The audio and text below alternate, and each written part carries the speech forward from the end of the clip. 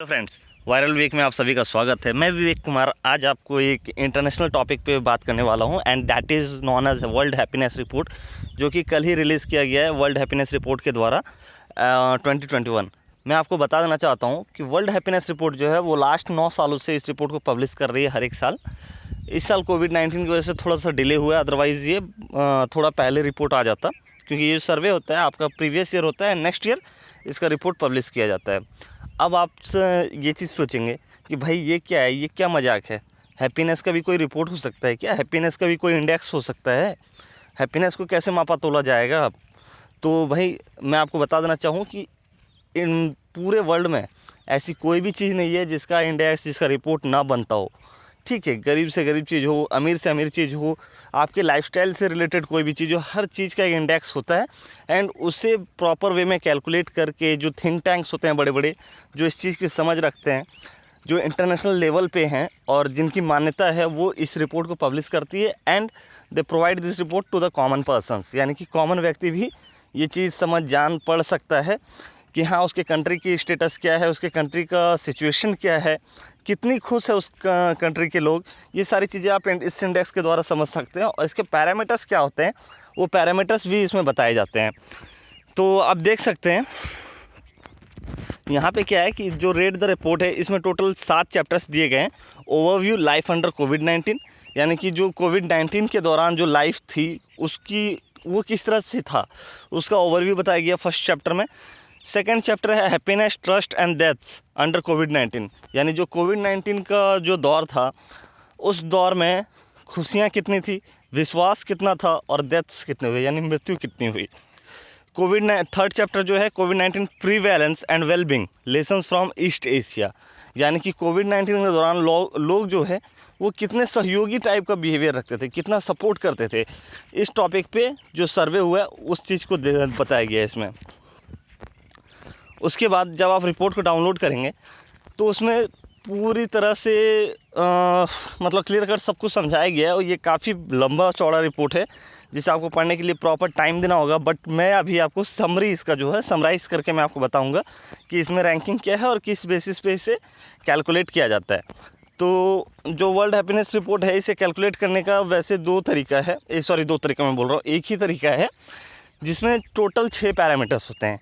6 parameters में से 2 parameters ऐसे हैं जिनका कि डाटा अवेलेबल होता है, यानी कि सपोज मान के चलिए आपका जो डेली का खर्च कितना है, क्या कहाँ आप खर्च कर रहे हैं, इस चीज़ को आप एक डायरी में लिख सकते हैं। और मंथ एंड में अगर आपको रिक्वायरमेंट पड़ती है इस चीज़ को मिलाने की, तो आप अपने डायरी खोल के वहाँ से डाटा कलेक्ट करके कैलकुलेट करके उस चीज़ को निकाल सकते हैं। तो सेम वे में यहाँ पे जो जीडीपी का डाटा होता है वो तो आपको प्रॉपर मिल जाता है, क्योंकि वो हर एक साल रहता है अवेलेबल, तो वो डाटा आपको मिल जाता है। दूसरा एक डाटा होता है आपका ह्यूमन पॉपुलेशन से रिलेटेड, वो डाटा आपको भी मिल जाता है। जो 4 पैरामीटर्स है सोशल सपोर्ट वगैरह, इसके लिए कुछ क्वेश्चनायर्स तैयार किए गए हैं। उन क्वेश्चंस का आंसर दे के एक मतलब सपोज मान के चलिए वर्ल्ड हैप्पीनेस रिपोर्ट की टीम जो है वो आपकी कंट्री में आती है, ठीक है, इंडिया में आती है। अब इंडिया में वो आके क्या करेगी, ऐसे रैंडम 1000 से लेके 3000 लोगों को चूज़ करेगी रैंडमली, ठीक है। उसमें आप भी हो सकते हैं, मैं भी हो सकता हूँ, कोई गवर्नमेंट ऑफिशियल भी हो सकता है, कोई भी हो सकता है। तो वहाँ पे वो सेलेक्ट करते हैं उन 1000 से लेके 3000 लोगों को, और सेलेक्ट करने के बाद उनसे कुछ क्वेश्चन पूछे जाते हैं। क्वेश्चन बेस्ड होते हैं बहुत सारी चीज़ों के ऊपर, बहुत सारे टॉपिक्स के ऊपर। इसका मैं प्रॉपर एक वीडियो ला के दूँगा क्या किस तरह के क्वेश्चन होते हैं। तो उन क्वेश्चन को इवैल्यूएट करने के बाद एक रैंकिंग दिया जाता है, यानी एक नंबर दिया जाता है, और उस नंबर के हिसाब से डिसाइड किया जाता है कि आपके कंट्री की जो हैप्पीनेस है वो कितनी है, वो वहाँ से चेक की जाती है, ठीक है। सो रफली ये एक प्रोसेस है हैप्पीनेस रिपोर्ट निकालने का। अब मैं आपको बताना चाहूँगा कि मैं इस बारे में क्यों बात कर रहा हूँ। मैं इस रिपोर्ट के बारे में इसलिए बात कर रहा हूँ क्योंकि ये जो रिपोर्ट आया है इसमें इंडिया का जो पोजीशन है वो गिरता ही जा रहा है, यानी कि इंडिया में जो हैप्पीनेस की रिपोर्ट है वो डे बाई डे ख़राब होती जा रही है, ईयर बाई ईयर ख़राब होती जा रही है। और उसके पहले मैं दिखा दूं, this is the 9th world happiness report, यानी कि जो वर्ल्ड हैप्पीनेस का रिपोर्ट है ये आपका 9वां वर्ल्ड हैप्पीनेस रिपोर्ट है। And we use this forward to और thanks to all those who have made the report possible over the past 9 years. और इन्होंने थैंक किया उन लोगों को जिन्होंने पिछले 9 सालों से इस रिपोर्ट को बनाने में इनकी हेल्प की है, ठीक है। तो चलिए देखते हैं रिपोर्ट में स्टैट्स क्या है। ओके, यहाँ पे मैं क्लिक करता हूँ, ये प्रॉपर आपको रिपोर्ट मिल जाएगा और ये वर्ल्ड हैप्पीनेस रिपोर्ट के साइट पे ही मिल जाएगा, आप वहाँ से जाके चेक कर सकते हैं। ओके, चलिए मैंने रिपोर्ट को डाउनलोड किया है, मैं एक बार वहाँ डाउनलोड से जाके देख लेता हूँ। ठीक है, ये मैंने रिपोर्ट डाउनलोड की है। इसमें देख सकते हैं जो कंट्रीज़ है उनकी रैंकिंग दी हुई है। तो रैंकिंग में निकाल लेता हूँ, मैं आपको दिखाता हूँ टॉप 10 कंट्रीज़ कौन सी हैं जिनकी रैंकिंग बहुत ही अच्छी है। ये मैंने स्क्रॉल अप किया है। Quarterly and monthly estimates for UK it life evolution, यानी कि जो लाइफ एक्सपेक्टेंसी होती है वो भी एक पैरामीटर होता है इस रिपोर्ट के अंतर्गत। ये आपका डिफरेंस दिखाया गया 2020 में कितना डिफरेंस आया है। ये रिपोर्ट्स बिल्कुल ये आप देख सकते हैं, मैं पेज निकालता हूँ। बिल्कुल ये जो रैंकिंग्स हैं ये हैप्पीनेस रिपोर्ट की रैंकिंग है, जो कि देख सकते हैं आप, Finland, Denmark, Switzerland, Iceland, Netherland, Norway, Sweden, Luxembourg, New Zealand, Austria, ये जो 10 कंट्रीज़ हैं टॉप 10 के अंतर आती है। और आप इंडिया का रैंक मैं आपको दिखा देता हूँ। अब यहाँ पे इंडिया की जो रैंकिंग है वो बहुत ही बुरी है।